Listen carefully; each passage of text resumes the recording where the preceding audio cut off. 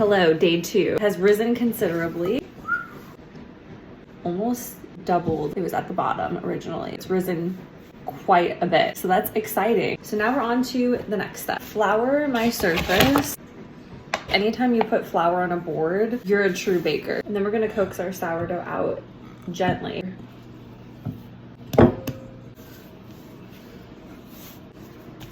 Now we're gonna flip her. Bought this on Amazon. I'm really excited to use it for the first time. Create some tension.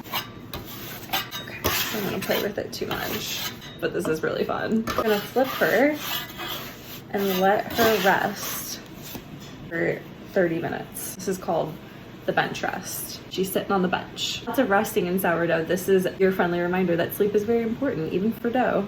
I just put a towel over a large bowl and I'm gonna dust it with brown rice flour because apparently that doesn't burn as much as all-purpose flour.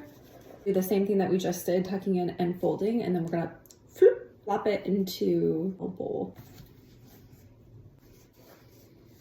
And gently flip and use the bench scraper to create tension and make a nice ball shape.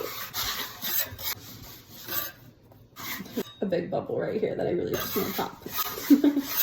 Okay, I think that looks pretty good. Flop it in, seam side up gently. Woo! Okay, there she is. And then we're gonna wrap it like a baby.